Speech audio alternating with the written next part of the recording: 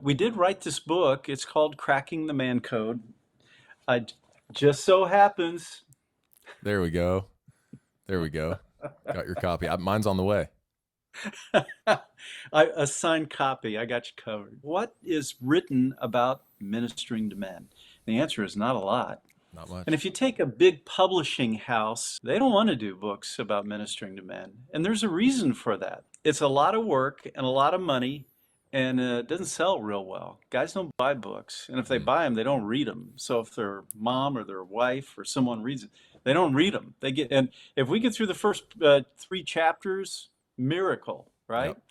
I sat down and prayed about it, and I just knew that we had something that guys who are serious about this and other guys who minister to guys would want to read. Because I'd researched it, and there really was nothing out there Right. at that time like this. If I say cracking the man code, Blake, what's the first thing that comes to your mind? Yeah, that's a good question, and I was going to ask a similar one. I would say the man code, the modern definition of man code, and masculinity. There are a couple of bullet points, and we'll share these, and then we'll go back and you pick and choose what makes sense. But all men are born into a code, or they're imprinted by Hmm. what's immediately around them. I had two parents, a loving, generous mother who's an athlete, a father who was angry, selfish, and abusive. I had three siblings, sister and two brothers.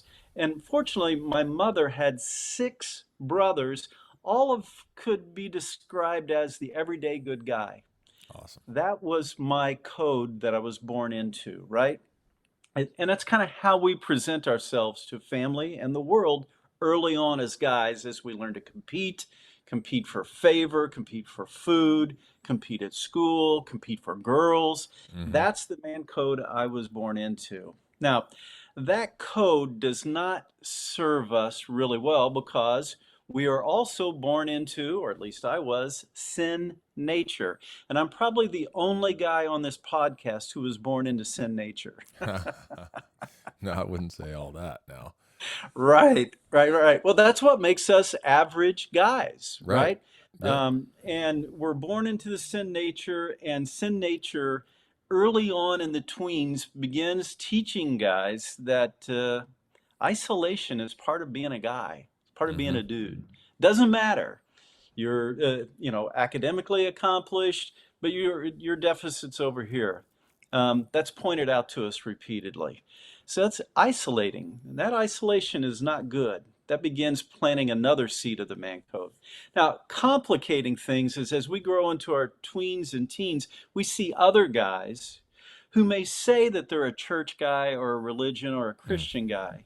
But then later on, we realize, hey, that guy cheated on his taxes.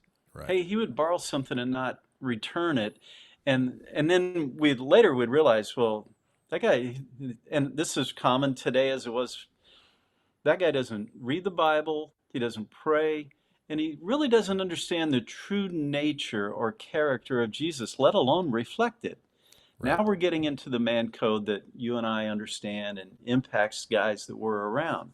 So we have this average or casual guy, right? And he's casual about his faith, casual about his marriage or work, casual about God. And the average guy in church, unfortunately, and even as we researched this 10 years ago, and it's still true today, it'll be true 20 years from now, probably, unless God makes a difference. The average guy in church is a lot like the average guy outside of church. And proof of that statistically is sexual addiction, masturbation, and porn. Yep. Now, we're talking about guys here, but gals, if you're inside a church, guys and gals in church, including staffs, statistically, with regard to porn, are a lot like men and women outside of church, Hmm. about the same. And what happens then is guys get wrapped into this, and the casual relationship leads to casualties. Yep. And then culture or church or someone's got to fix that, right? So we face up to this code, and that's a good thing because guys who face up to the code are often really good targets for transformation, Hmm. right? And to becoming the man of God that God created them to be. But the key to that transformation, it's a relationship with Jesus, getting close to him, staying connected with him. It's abiding, John 15. And when I talk to guys, and I really enjoy doing that, 4 to 5, 6 times a year, we get into what is abide. It's a churchy word Hmm. that means getting close to and staying connected with. And in the Hebrew, it means staying connected for a long time with. And that's what, when you get close to Jesus and stay connected to him, there's transformation to guys, to relationships at work, let alone marriages and families. And it becomes obvious and it doesn't take long. And that's cracking the man code. Yeah. Last thing about this whole thing, you've probably heard this phrase. It's called Jesus prefers availability over capability. Yes. I love that. Now, I first heard that 15 years ago as we sit here. And you know what? It made immediate and perfect sense because I was available. I really wanted to grow my relationship very closely with Jesus. And I was around a couple of guys, pastors, that were modeling and mentoring me. But I knew that I really lacked fancy Mm. Bible knowledge or lengthy flowery prayer. That was not me. Right. It just wasn't. But Jesus prefers availability over capability. And Jesus also does a lot with really common guys. Right. His original students were just common guys, Yep. some marginalized. Yep. Matthew hated.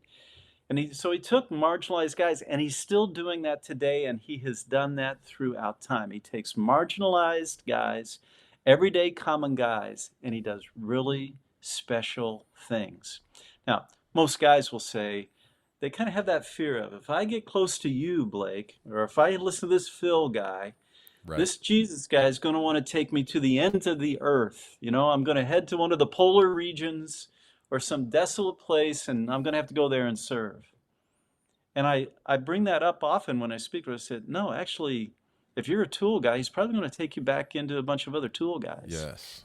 If you're a workout guy and you're into weightlifting, it's probably going to take you back into the gym when you're, moving around some free weight and moving some big weight, and probably talk to those guys. Yes. Living in your purpose, walking in your purpose. Right. And Mm. that's cracking the man code. Yep. I love that.